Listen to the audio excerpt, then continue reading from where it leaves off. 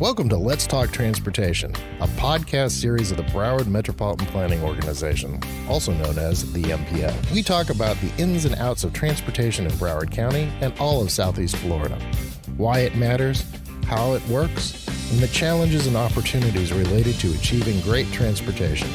I'm your host, Greg Stewart, Executive Director of the MPO, and I'm joined by Dodie Keith-Lazowick. I'm the chairman over at KEITH, and we're an engineering-inspired design firm that's started right here in Broward County. Dodie, it's great having you on. We're going to talk about transportation, but we're also going to talk about the history of Broward and your perspective in it. I think you were born here, weren't you? Yeah, I was born right here. It was then Broward General Hospital. My father was actually born in Miami, moved up here when he was 3. So I'm actually a second generation here in Broward County, and my children were all born here and live here today. So we're deep in Broward. That's really awesome. I actually don't know a lot of people that can go 2 generations back here. 1 maybe, but 2, that's pretty darn impressive. The whole idea of Miami, and even back then it used to be called Miami. Yes. Because I even remember that as a child. My grandparents had a place off of what is Brickell Key now, and really beautiful old 3-story house, and they tore them all down. The area went downhill, and now you can't afford to live there to save your life. But that said, your experiences with being in Broward and starting, let's focus on your first memories of this place. What was it, and what made it special to you at that time? Wow. I think as a kid in Broward, it was just such a comfortable place to grow up. I grew up right off Bayview Drive down in Coal Ridge, and we were on the landlocked side, but we had no air conditioning. We had all those jalousie blinds and all that, and there was really nothing beyond 441 State Road 7. My dad actually used to hunt. One of his favorite cypress heads was out where the Broward Mall is today. Sure. So it was a very different community than it is today, but even then we were growing and expanding, and it was really fun to see as I still get excited about development and growth and redevelopment and what's next. So I've seen a lot in my years. So do you think that influenced you in your decisions for your career and your life? Oh, absolutely. My father being in the industry before me and starting the company, really as I was a young kid, took me with him. He was a land surveyor. A lot of people think he was an engineer, or a planner. Yeah. You become a lot of things when you sit in our seats in our businesses. But he started off as a land surveyor, and so I went with him. And back then there was a lot of forests and woods area out west of 441. So I really enjoyed being out in the field. I enjoyed seeing how they created developments. And at a young age, I got very interested in our infrastructure and the whys of the planning of different communities. So given that time period, because I have similar experiences as you, growing up down here. I actually grew up in the city of Boca Raton, which no one knew where that was. And you'd have to explain, well, we're 60 miles north of Miami. That said, there used to be trees between Fort Lauderdale and Pompano, and between Pompano and Deerfield, and between Fort Lauderdale and Dania Beach. And even as you would go to Hollywood into Miami, it was forest. There was lots of forest. And to tell you the truth, that's the one thing I have heartache about, because I do even see in our new development and somewhat you'll look in some of our new things with the DOT and with the county, their programs really limit the amount of dollars you can put back in for landscape opportunities. And I really think the tree infrastructure is really important. If we had left some of that or maintained some of that, and really the areas you go drive through, when you go look at it that have the mature trees, they're spectacular just because of the trees. So we really have to find a way in our budgets when we do these transportation projects to allow for those landscape opportunities. And they don't have to be over expensive or extravagant, but trees are real hardy. They'll grow on their own. And actually, if you think about it, like pre-95, there were beautiful pines and large oaks before they were relocated up to FAU. Mm-hmm. And so that whole idea, speaking on the transportation side and on the stuff we do business in right now, it's hard enough to get the state DOT to agree to do a couple of palm trees and some cabbage patch palms. But, now, that whole idea of the initiation of some type of green infrastructure, and not necessarily green in the terms of environmentally friendly. We're talking about actual green trees. I would love to work with you into the future and talk about how we can maybe make some of that happen with projects. And what would that look like and what would that mean to the communities? Because that to me is like a very important focus that has been lost as we were growing up here. Right. Because I mean, I do, remember that. The greenery here was beautiful. Mm-hmm. Well, and by state statute, there is a requirement that 2% of those budgets go into that. And last couple of years at the state level, the legislature has had bills to take that out. And I've been very active in reaching to our local legislators and other folks across the state who've supported keeping that in, which has been really important that because we need to put it back. It makes a huge difference. So from when US 1 went from, because I'm given the same time period. Right. When US 1 went from a small little 4-lane road, some parts were a little bit less, some were a little bit more. We've seen the growth and the change, and we watched all that because that influenced me in my career too. I went into the planning side of this. I used to draw streets when I was like 4 years old. When Coral Springs was nothing but the home of the future, and you'd go to the electric house and it's like, why would anyone move out here, passing all the tomato farms in Coconut Creek, or what became? And so, we both were influenced by the change. What do you think influenced your kids and their career choices? And then what do you think is going to influence the grandchildren, great-grandchildren that we might see grow up here? Wow, what a cool question. I really think that Broward in particular in the South Florida arena is such a special community because we're so diverse and because we're so accepting of ideas and cultures. So it should make it easier for us to have growth and have new opportunities. Sometimes not so easy, but for me, having that ability to interact across the board and be so culturally diverse down here is really fun. It makes it a fun place to live. And for me now, I think I have a couple of my kids that are engaged in the company with us now. Alex is my third generation president of the firm. Congrats. But now for me, what's fun about Broward, we have 5 offices across the state now, and our main transportation group is up in Orange County. But what's really fun about Broward is because it's a lot of redevelopment. And for me, it's a bit messy. It's a bit more complicated, but it makes it more challenging. So the solutions and how do you do it and how do you figure it out? It makes you think a little bit more, makes you be creative. So it's a lot of fun. Anybody can develop a cow field or the green field. Yeah, right. It's like, it's simple. Here's a road.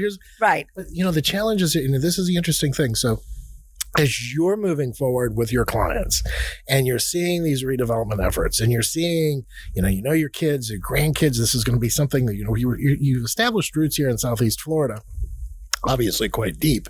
When you're working with a developer, do you talk to them? And this is curious for me.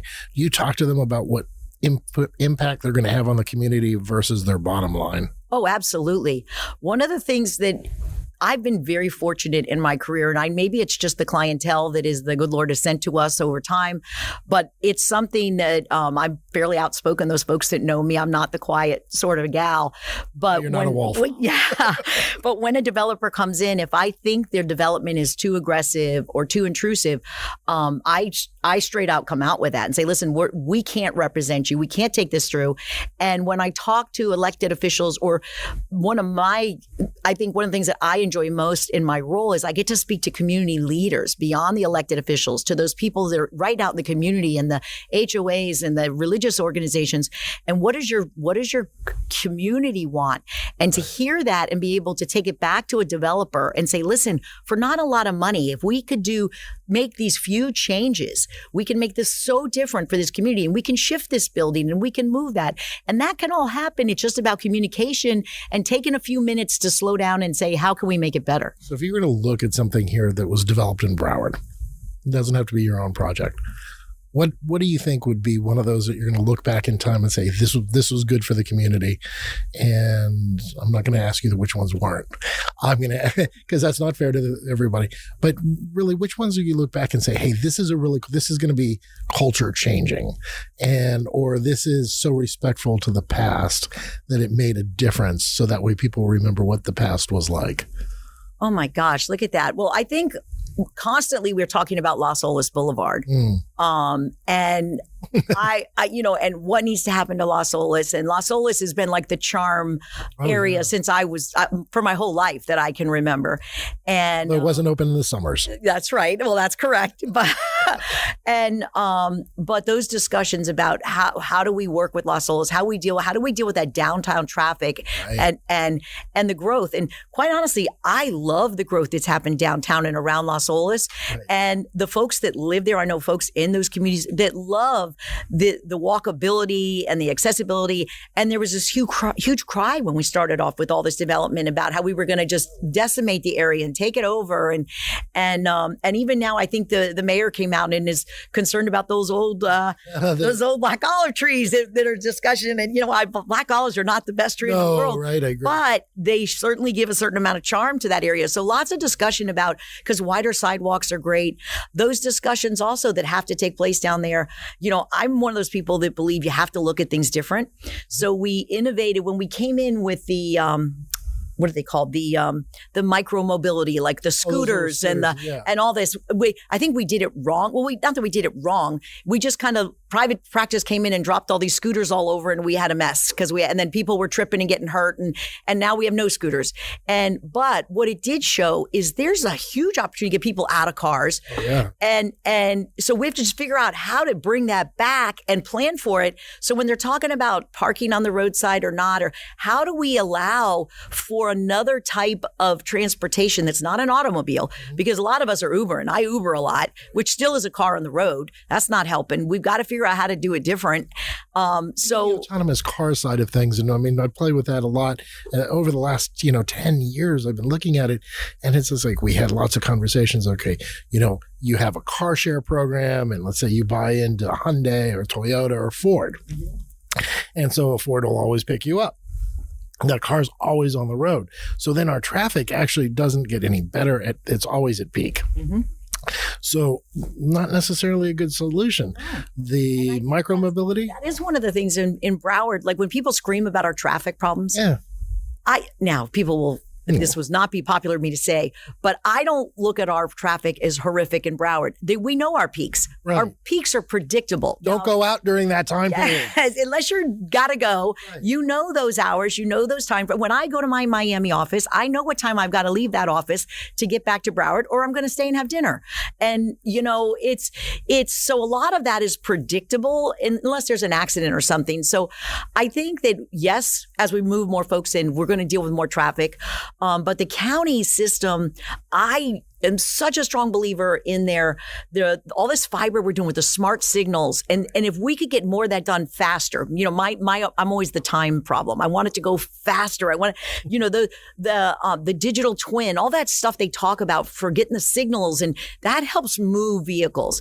But it takes government a long time. So I'm a huge proponent of those P3s and the design builds and all of the things to get private practice in there to move it quicker. So to share with the listeners, this year is 2024. The MPO actually just received a $2 million grant on the smart side to actually look at signalization and kind of put that together. The most beautiful part about that is it then turns into almost $20 million the following year for the hard infrastructure. Perfect. Which is a lot of money for electronics. And so hopefully, we're going to see where that goes. Dodie, I promise you, I'm going to keep trying as long as we're still standing, to make stuff happen. But let's go back to downtown Fort Lauderdale, because I think that's a really interesting case study to really look at where Broward has gone. Downtown Pompano was always a little bit weaker. Hollywood was a little bit stronger. And then the mammoth downtown Fort Lauderdale, they've been building thousands and thousands of units. And you're right. Everybody goes, oh my God, the world's going to end.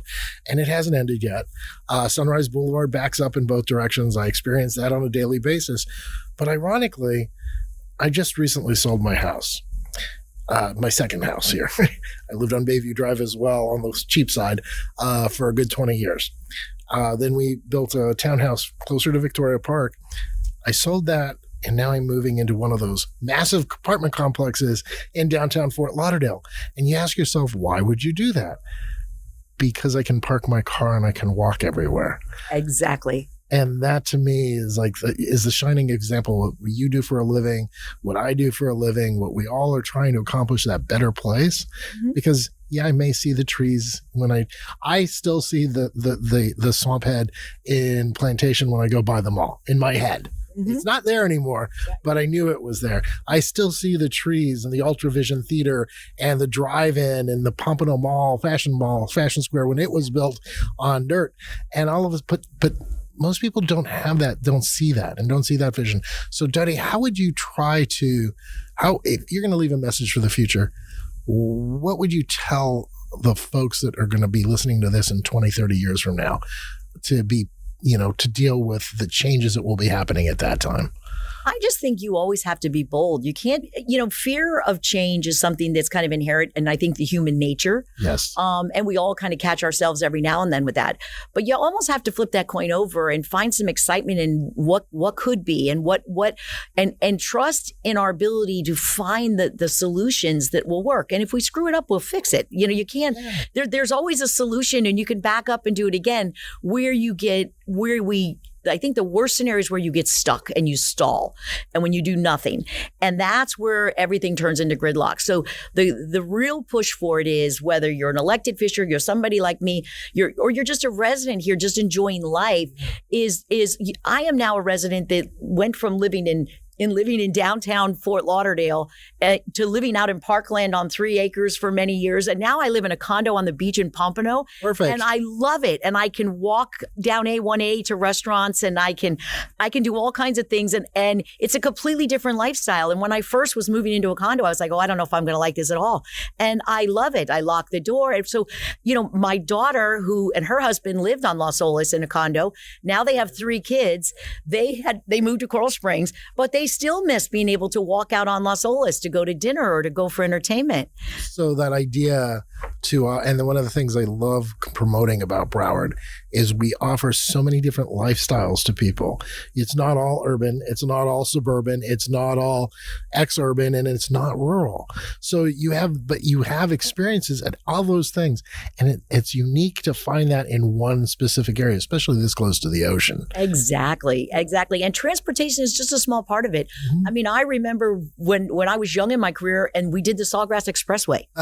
And it was highway to nowhere. The highway to nowhere. So many people were against it. If we didn't have that roadway today, could you imagine? So the people that were thinking ahead back then, that really figured out how to get it done, our western end of our county is so superior today because the roadway to nowhere exists today. When I shared earlier for the listeners that the 1972 plan that was developed by the Broward Area Planning Board, and inside that plan, the Sawgrass Expressway existed. And in that plan, the Port Everglades Expressway existed, which was now 595. And in that plan, there was 2 other expressways that actually never got built. It was the the Cypress Creek Expressway and the Sheridan Expressway. So back in the 70s, when they were coming up with the idea of what out west, our friends, west of 95 experience, there was actually an even more robust highway system because they recognized they were going into suburban development. Right. But then the most beautiful thing, Dodie, you will absolutely, I can't wait to share this document with you.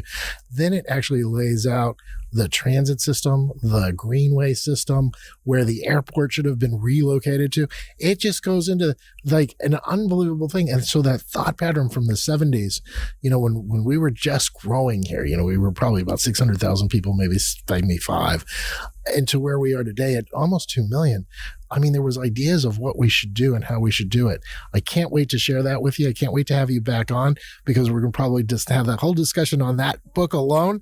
I look forward to we're going up.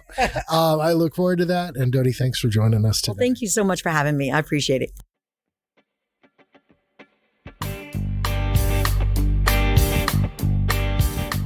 The Let's Talk Transportation podcast is produced by the Broward MPO, where every day we fund and implement projects that move people and goods, create jobs, and strengthen communities. Learn more at browardmpo.org and follow us on Facebook, Instagram, and LinkedIn at Speak Up Broward. If there is a transportation topic you'd like to know more about, let us know by sending an email to info@browardmpo.org. The views expressed by guests are their own, and their appearance in the program does not imply an endorsement of them or any entity they represent. Views and opinions expressed by MPO employees are those of the employees and do not necessarily reflect the view of the MPO or any of its officials. For complaints, questions, or concerns about civil rights or non-discrimination, or for special requests under the Americans with Disabilities Act, please contact Carl Ema, Title VI Coordinator, at 954-876-0052 or EMAC@browardmpo.org.